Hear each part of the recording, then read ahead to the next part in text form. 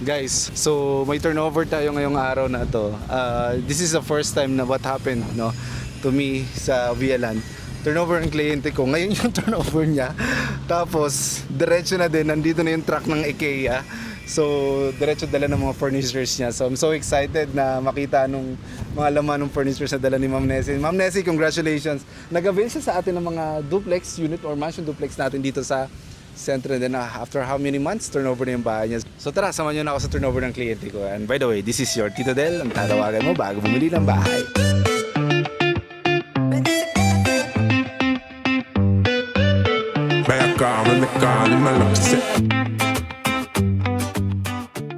So yan, turnover na. Andito na tayo sa sentro para i-turnover yung unit ng kliyente natin. And ayan, grabe, bongga, complete sila. Dalawang sasakyan, may truck pa ng IKEA. So, sobrang excited na ni Mama. Gusto na din talaga nila makalipat sa bago nilang bahay. So, syempre, pag happy client, happy Tito Del. 5 sasakyan ba ang dala? Hello! Ay, wow! Yeah!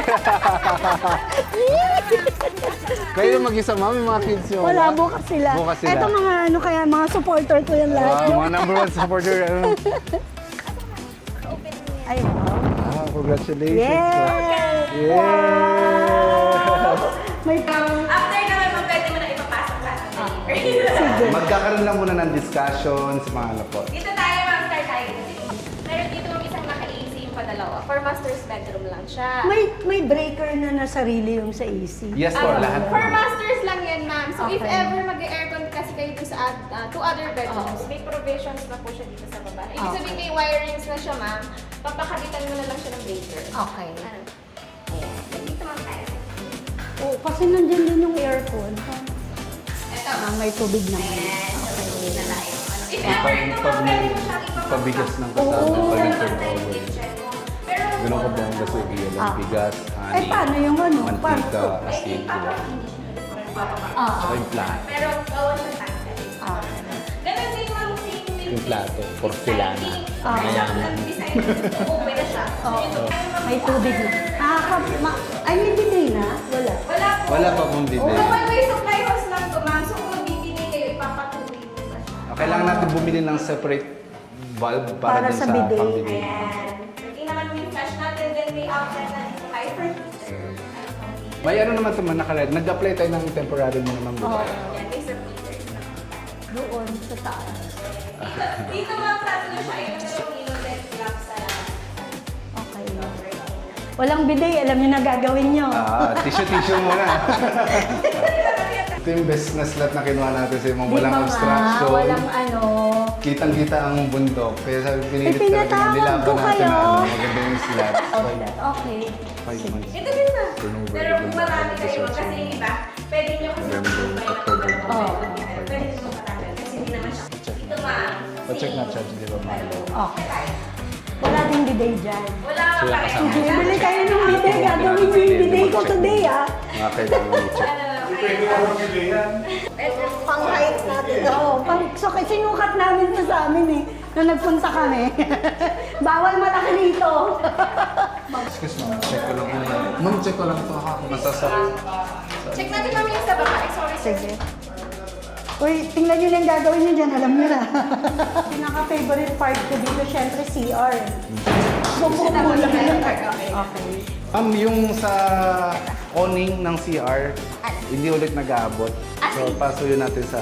Ayan. Ito ma'am, lock. Dito, walang bahay na itatayo dyan sa harap ni Ma'am. Opo, Oo. kaya yung Pag view niya, pina- Mount pag Banahaw pina- talaga ano. from the house po. Oo, so Walang maghahati obstruction. talaga kami. Allowed naman po yun. Loko-loko hindi sa atin yung kabila na yan. Dinamay na yung bubong ng kapitbahay. Bakit? Para makinapakapit ba? Sabi mo, may kang kapit ba? Pwede nyo on and Okay. off water. Wala pa tayong water meter. Dito naman ma'am, pagkababa ng carport nila, inya na yan. Parang Okay. yun sa inya din. Pagkababa. So eto sa amin to. Bali sa kabila po, 2.5 meters. Then dito 2 meters po. Okay. Tapos dito sa harapan, 3.5 meters yung... Yay! Akin ba? Lilipad.